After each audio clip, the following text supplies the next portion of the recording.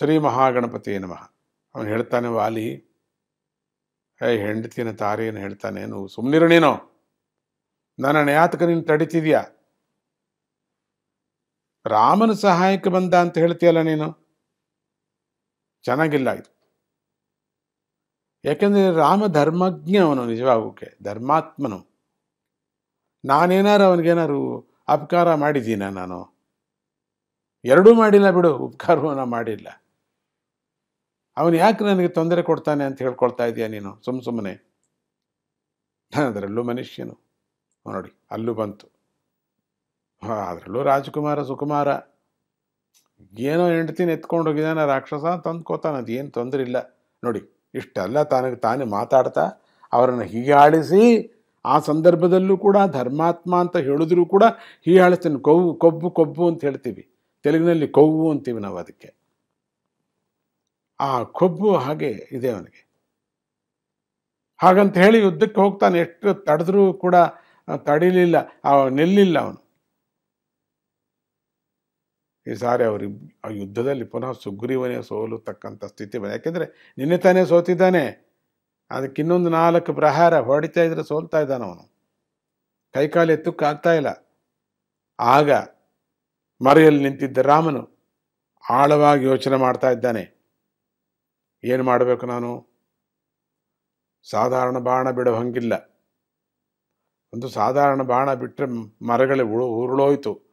ಇವನು ಮರ ಅಲ್ಲ, ಇವನು ಮಾಮೂಲು ಮನುಷ್ಯನಲ್ಲ, ಇವನು ಮಾಮೂಲು ವಾನರ ಅಲ್ಲ, ಮಾಮೂಲು ರಾಕ್ಷಸನಲ್ಲ, ಮಾಮೂಲವನಲ್ಲ. ಇವನು ಬಲಾಢ್ಯನು, ಇವನು ವಿಶೇಷವಾಗಿರ್ತಕ್ಕಂಥ ವರಗರ್ವಿತನು ವಾಲಿ.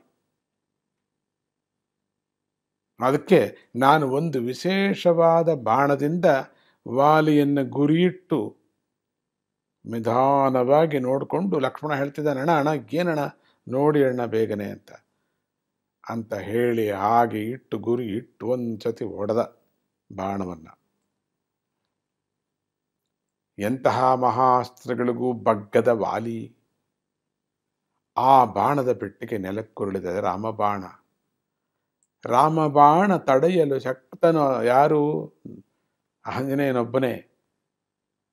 ಬಾಕಿಯವರೆಲ್ಲರೂ ಅಸಕ್ತರು, ಯಾರ ಕೈಲೂ ಆಗಲ್ಲ. ತಕ್ಷಣ ರಾಮ ವಾಲಿ ಎದುರಿಗೆ ನಿಂತು ನಿಧಾನವಾಗಿ ನಿಂತನಂತೆ. ಆಗ ವಾಲಿ ಹೇಳ್ತಾನೆ, ರಾಮನ ಮೇಲೆ ದೋಷಾರೋಪಣೆ ಮಾಡ್ತಾ ಇದ್ದಾನೆ. ರಾಮಬಾಣದಿಂದ ಕೆಳಗೆ ಬಿದ್ದಿದ್ದಾನೆ. ಕೆಳಗೆ ಬಿದ್ದಿದ್ದವನು ಇನ್ನು ಉಸಿರಿಲ್ಲ ಅಂತ ಇಟ್ಕೊಳ್ಳಿ, ಇನ್ನು ತಿರುಗಿಲ್ಲ, ಇನ್ನು ಯಾವ ಆಸ್ಪತ್ರೆಯೂ ಇಲ್ಲ, ಯಾವ ಆಪರೇಷನೂ ಇಲ್ಲ. ಮೂಳೆ ಮುರಿದೋಗ್ಬಿಟ್ಟಿದೆ ಪೂರ್ತಿಯಾಗಿ. ಒಂದೇ ಬಾಣಕ್ಕೆ ಕೆಳಗೆ ಬಿದ್ದು ಬಿಟ್ಟಿದ್ದಾನೆ.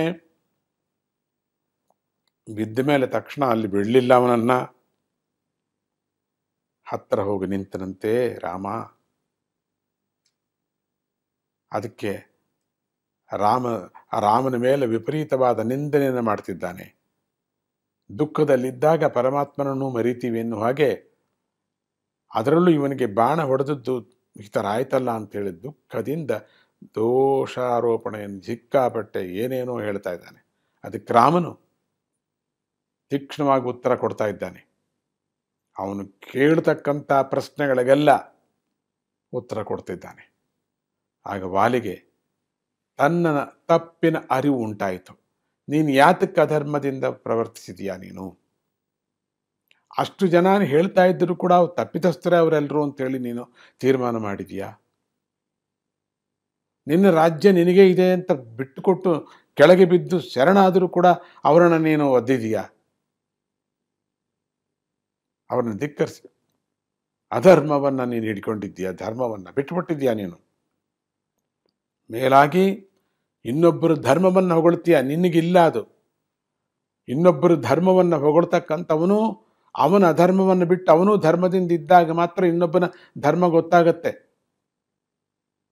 ಅದು ಬಿಟ್ಟು ತನ್ನ ಅಧರ್ಮವನ್ನು ಧರ್ಮ ಅಂತ ಹೇಳೋದು, ಇನ್ನೊಬ್ಬರ ಅಧರ್ಮವನ್ನು ಅಧರ್ಮ ಅಂತ ಹೇಳ್ತಕ್ಕಂಥದ್ದು, ಹಾಗೆ ಇನ್ನೊಬ್ಬರ ಧರ್ಮವನ್ನು ಕೂಡ ಅದು ಕೂಡ ಅಧರ್ಮ ಅನ್ನೋ ಹೇಳುವಂಥ ಹಕ್ಕು ಅಧರ್ಮನಿಗಿಲ್ಲ. ಹೌದಲ್ಲ? ತುಂಬ ಪ್ರಯೋಗ ಮಾಡಿದೆ ಅಲ್ಲ, ಧರ್ಮ ಧರ್ಮ ಧರ್ಮ ಧರ್ಮ ಧರ್ಮ ಧರ್ಮ ಅಂತ. ನೋಡೋಣ ಮುಂದಕ್ಕೆ ಅದೇನು ಧರ್ಮಗಳ ನೋಡೋಣ. ಜೈ ಗುರುದತ್ತ, ಶ್ರೀ ಗುರುದತ್ತ.